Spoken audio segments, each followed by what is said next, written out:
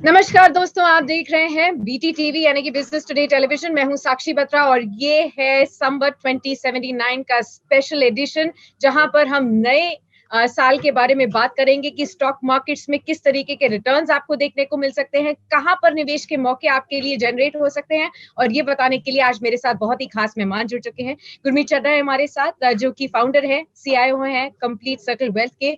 बहुत बहुत स्वागत है गुरमीत आपका इस खास शो पर। और दिवाली की, इस पूरे फेस्टिव सीजन की आपको बहुत बहुत शुभकामनाएं। उम्मीद करते हैं कि अगला साल जो है आपके लिए भी, आपकी टीम और आपके परिवार के लिए बहुत ही अच्छा रहे। बहुत बहुत शुक्रिया हमारे को अपना समय देने के लिए इस खास शो पर। बहुत बहुत बहुत शुक्रिया मुझे बुलाने के लिए साक्षी। मैं सारे दर्शकों को, आपकी पूरी टीम को, सबको दिवाली की शुभकामनाएं। अगला संवत और अच्छा हो। ये एक संवत तो थोड़ा सा टफ निकला है, जी बट भारत ने इस संवत में भी मुझे लगता है काफी अच्छा किया है। हो सकता है अगला अगला संवत, मुझे लगता है इससे काफी बेहतर होने वाला है। और आगे जैसा मैं बोल रहा हूँ, कई संवत इस देश के लिए बहुत अच्छे होने वाले हैं। तो थोड़ा सा आगे सोचेंगे तो अभी बहुत अच्छी दिवाली और आना बाकी है अगले 4-5 साल।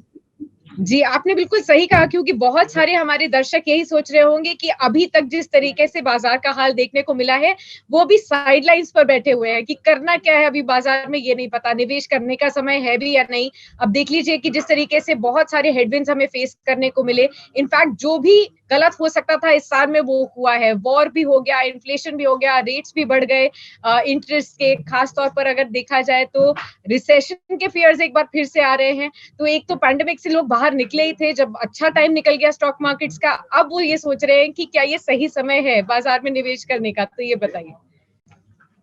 देखिए, अगर बाजार हमेशा ना फ्यूचर को देखता है, तो जब न्यूज नेगेटिव होती है तभी भाव अच्छा होता है। जब सब कुछ अच्छा होता है तो भाव बहुत ऊपर होता है।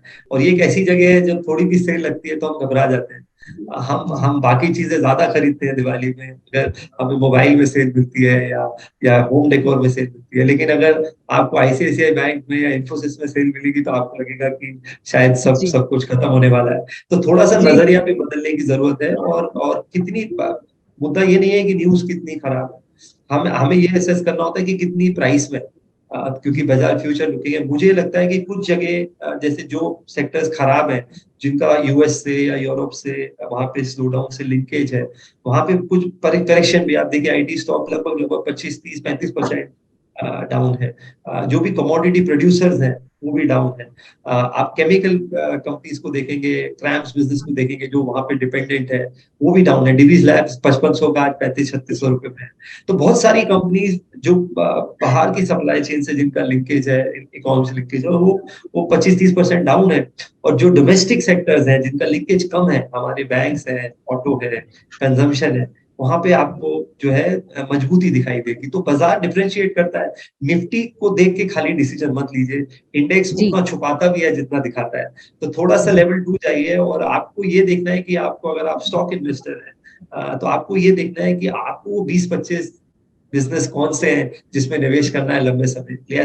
मैं ऐसा सोचता हूँ कि मैं जी किसी जब भी आप कोई शेयर खरीदते हैं, आप उस कंपनी के ओनर बनते हैं। तो थोड़ा ओनर की तरह आप अगर सोचेंगे तो आपको थोड़ा सा बेटर आपका आउटलुक उस पर बनेगा।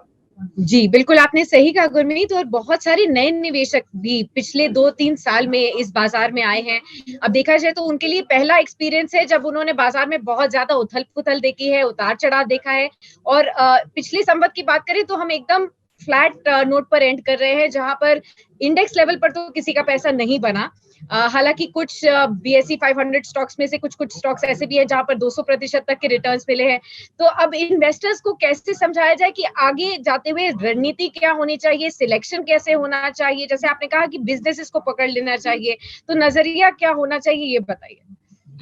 तो आपको ये चीज, पहली बात मैं बोलना चाहता हूँ कि ये पहला करेक्शन नहीं है, ये आखिरी नहीं होगा। आपको हर साल 2 साल, अगर आप पिछले 20-25 साल देखेंगे, साल में एक बार 10%, 2-3 साल में एक बार 20%, और 7-6-7 साल में एक बार 30-40-50% का करेक्शन आता है। नाम बदल जाते हैं, कभी कोविड नाम आ जाता है, कभी लीमन क्राइसिस हो जाता है, कभी डॉट कॉम बबल हो जाता है। तो ये होता रहेगा। लेकिन उतार चढ़ाव, अगर आप एक डिसिप्लिन से इन्वेस्टमेंट कर रहे हैं तो आप उसको एवरेज कर लेंगे।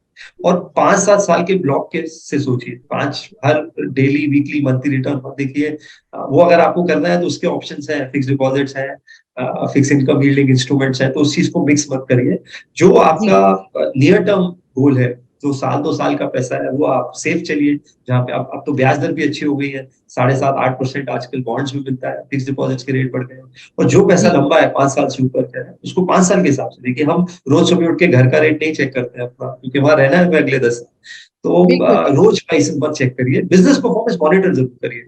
तो 3-4 चीजें मैं आपको बोलूंगा चेक करने को। एक, आप कंपनी की अर्निंग ग्रोथ जरूर देखिए, जितना उसका अर्निंग बढ़ेगा उतना ही शेयर प्राइस लॉन्ग टर्म में जो है कंपनी का बढ़ता है।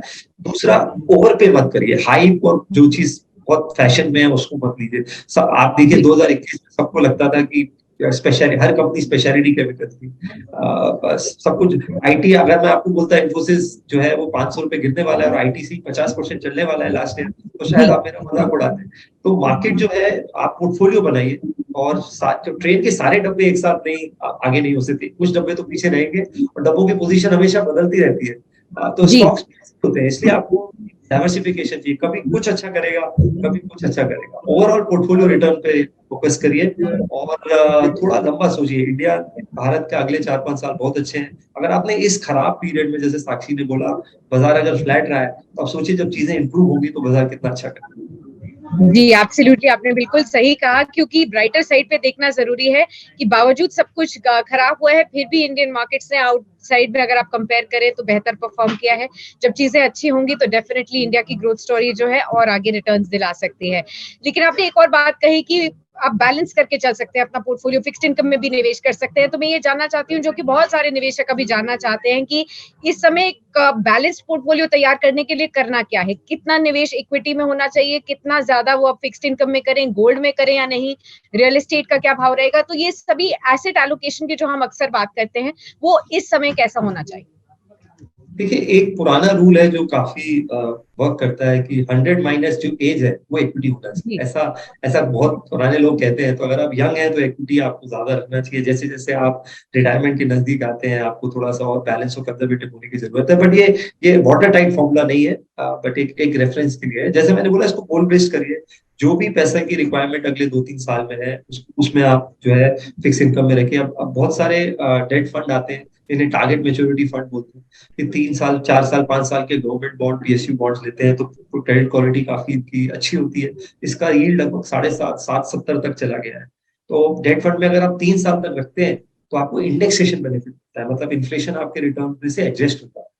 तो अगर आप ठीक अभी है। इन्वेस्ट करेंगे और 3.5 साल रखेंगे, तो आपको 4 इंडेक्सेशन मिलेंगे। मार्च 2026 का भी क्रॉस करेंगे, तो उसमें लगभग आपका जो प्री टैक्स रिटर्न और पोस्ट टैक्स रिटर्न के बीच में बहुत ज्यादा फर्क नहीं रहेगा। तो 7-8% पोस्ट टैक्स रिटर्न बहुत अच्छा रिटर्न है। आप इस तरीके से सोचिए, 12% की एफडी है, अगर आप 30% के जी टैक्स बैक में, तो आप कुछ, आप जो आपका 3 साल का, 4 साल का आपका गोल है, उसको आप इन फंड्स में रख सकते हैं। फिक्स डिपॉजिट भी कर सकते हैं अगर आप कम टैक्स स्लैब में है। और जो लंबा गोल है, उसे आप इक्विटी में करिए। इक्विटी में आप इंडेक्स फंड भी करिए, स्टॉक्स भी लीजिए। कि झगड़ा है मार्केट में कि म्यूचुअल फंड अच्छे हैं कि स्टॉक्स अच्छा है। जी अगर बिल्कुल। आपके पास समय है और आप रिसर्च कर सकते हैं, तो आप ज्यादा स्टॉक्स लीजिए। आपके पास समय नहीं है, आपके पास नॉलेज कम है, तो आप म्यूचुअल फंड ज्यादा। ये झगड़े आपको कॉम्बिनेशन वर्कआउट करना है, ये दिस वर्सेस दैट। ठीक है, तो एक कॉम्बिनेशन के साथ आगे बढ़ना है। लेकिन अगर हम सेक्टर्स और स्टॉक्स के बारे में बात करें, जो कि अक्सर निवेशक जानना चाहते हैं, कि इस संवत में कौन से सेक्टर्स आउट परफॉर्म करेंगे, जिससे कि उनका जो स्टडी एरिया है, रिसर्च एरिया है, थोड़ा कॉन्सेंट्रेटेड हो जाए, जो कि आप जैसे एक्सपर्ट्स उनको हेल्प कर सकते हैं कि इस बार कौन सी थीम्स वर्क करेंगी, किस तरीके के स्टॉक्स में आपको अपना फोकस रखना है, ये बताइए। तो 3-4 थीम्स मुझे अच्छी लगती हैं। एक तो प्राइवेट सेक्टर बैंक्स और इवन कुछ पीएसयू बैंक्स, फाइनेंशियल्स मुझे ओवरऑल बहुत अच्छा लगता है। और जब भी जी इंटरेस्ट रेट बढ़ते हैं, साक्षी, आप देखेंगे कि जो डिपॉजिट्स होते हैं, अ, वो इतनी जल्दी प्राइस नहीं होते, लेकिन लोन इमीडिएटली प्राइस होते हैं, क्योंकि वो लिंक्ड होते हैं किसी बेंचमार्क से। तो आपका अगर एफडी पुरानी है, तो वो प्राइस नहीं होगी, वो मैच्योरिटी पे होगी। सेविंग और करंट अकाउंट में तो ब्याज हो ही रहने वाला है, चाहे रेपो रेट 4 हो या 6 हो। तो बैंक का मेन काम है ब्याज पे पैसा लेना और ब्याज पे देना।